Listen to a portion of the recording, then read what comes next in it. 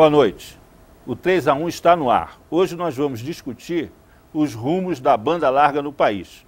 O nosso convidado é o presidente da Associação Brasileira de Telecomunicações, Telebrasil, o engenheiro Antônio Carlos Valente, que também é presidente do Sinditelebrasil, sindicato que reúne as empresas de telecomunicações brasileiras, além de ser o presidente do Grupo Telefônica no Brasil.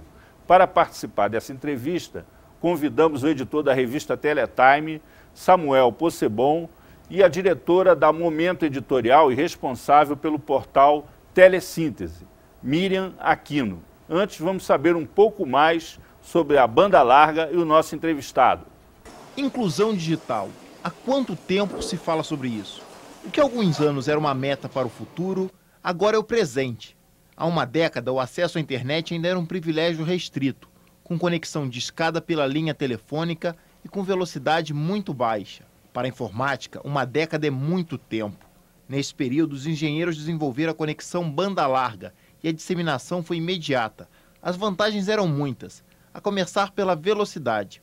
Os brasileiros puderam se conectar mais rapidamente aos sites, inicialmente através de modems externos e depois pela tecnologia de terceira geração, que permite o acesso sem fio em qualquer lugar.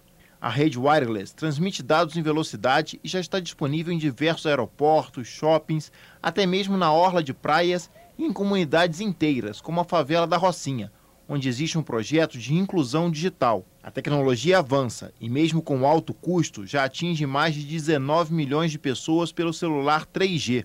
Por outro lado, só 35% da população tem computador e há dificuldades de conexão como na região amazônica. Os números da Telebrasil mostram que tanto a banda larga fixa quanto a móvel já ultrapassou os 41 milhões de usuários no país.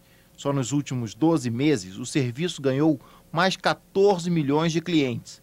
Um crescimento vertiginoso, que só não é maior porque os preços ainda são altos e a velocidade não é a ideal se comparada com outros países. O governo também aposta no futuro conectado para a inclusão social.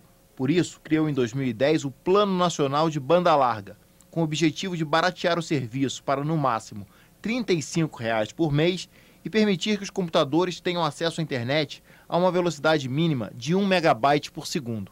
Nós já temos no Brasil aproximadamente quase 41 milhões de pessoas com acesso à banda larga, mas ainda existe o risco de, vamos dizer assim, uma grande segregação da parcela mais pobre da população em relação a esse mundo novo, virtual e das comunicações digitais. O que está sendo feito para evitar isso?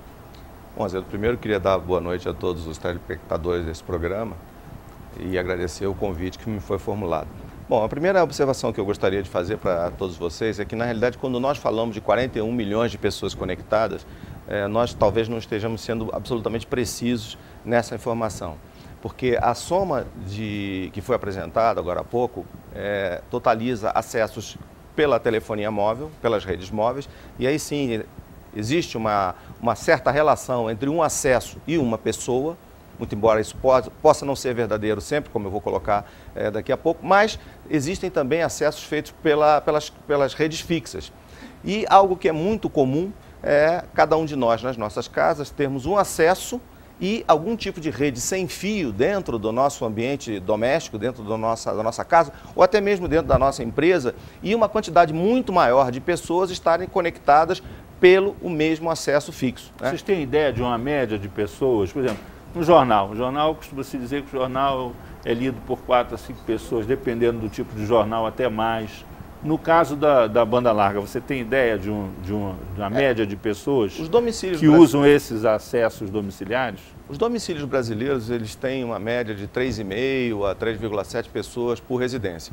E hoje, praticamente todas as residências no Brasil que se conectam às redes fixas, sejam acessos por fibras óticas, por cabos coaxiais das empresas de televisão por assinatura, ou por redes de telecomunicações fixas, as chamadas redes telefônicas, tem um modem de recepção desses sinais e uma distribuição sem fio no seu ambiente doméstico, né? Essa é uma prática absolutamente corriqueira, né?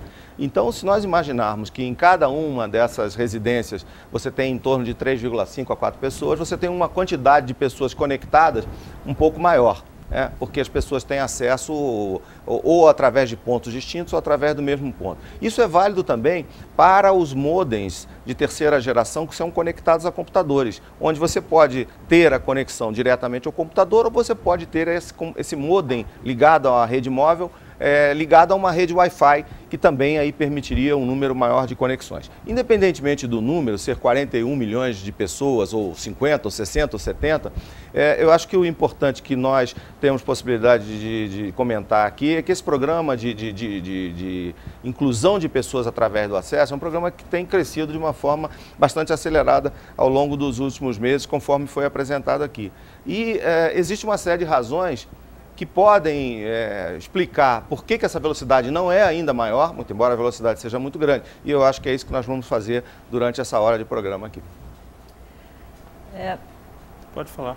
Na verdade, eu queria reler os números, quer dizer, houve um crescimento. O programa está usando os números do Sinditele Brasil, mostrando que há 41 milhões de pessoas hoje no Brasil conectadas com banda larga. Mas se a gente abrir os números, a gente vai ver que a conexão da telefonia fixa, que eu acho que é onde a gente pode falar que há uma banda larga efetiva para o uso, para a necessidade, para a demanda que a gente imagina, que é de vídeo, de telemedicina, etc, etc, ainda está em 15 milhões, se eu não me engano.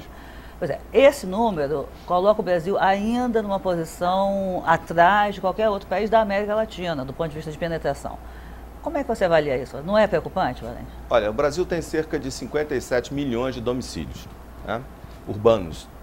Talvez uma quantidade um pouquinho maior de domicílios urbanos e rurais. O que nós estamos dizendo, pela informação de acessos fixos, é que 1 em cada 4 municípios brasileiros tem acesso à banda larga.